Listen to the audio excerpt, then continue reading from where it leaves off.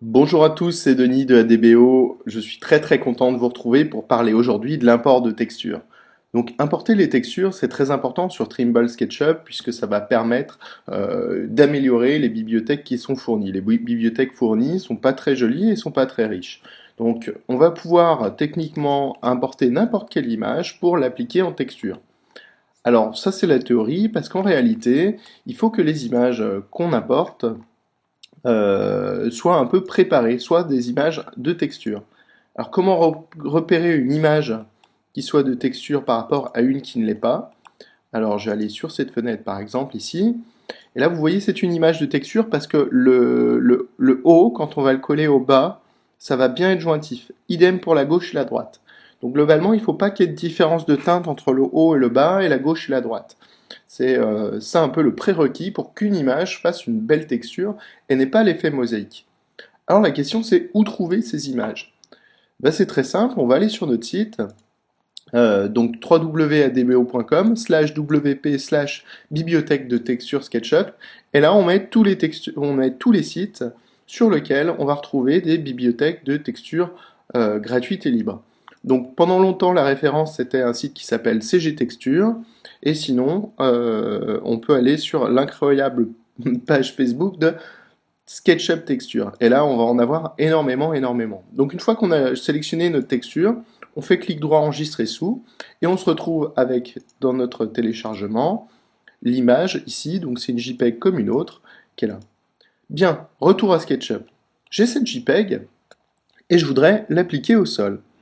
Bien, je vais prendre l'outil sélection, je double-clique sur mon sol jusqu'à ce que j'arrive à le sélectionner, comme par exemple ici. Donc là, je l'ai sélectionné parce que vous voyez, il a des petits points bleus. Et je vais aller dans Fichier, Importer.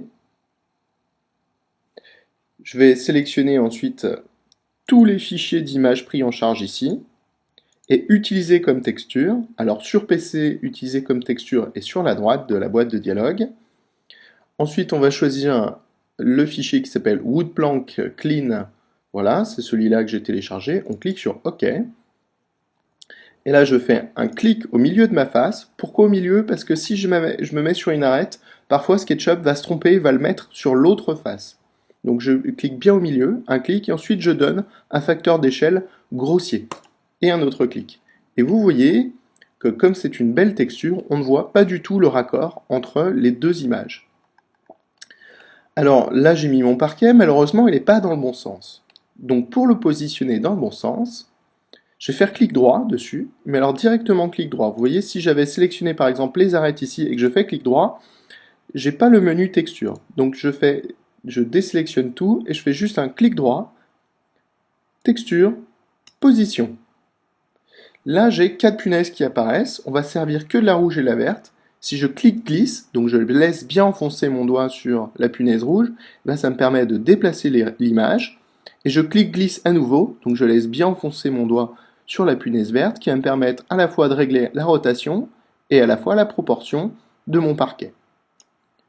Une fois que mon orientation et mes proportions sont bonnes, je fais clic droit, terminé. Allez, je vais prendre mon pot de peinture, je vais maintenir pomme enfoncée sur Mac ou CTRL sur PC, ou Alt sur PC, pardon. Je fais un clic ici, comme ça me récupère ma nouvelle texture, et je vais pouvoir, par exemple, l'appliquer au reste de l'appartement. Voilà, je prends l'outil sélection, je clique à l'extérieur, et là, j'ai positionné mon parquet. Voilà, je vous remercie de votre attention. Donc n'hésitez pas à cliquer sur le j'aime YouTube, à cliquer sur les abonnements de la chaîne YouTube ou de la page Facebook, où d'ailleurs il y a un peu plus d'informations, puisqu'il y a aussi les informations issues de notre blog qui arrivent. Je vous remercie et je vous dis à bientôt pour de prochains tutoriels, ou tutoriaux, ou tutoriels, ou tutoriaux.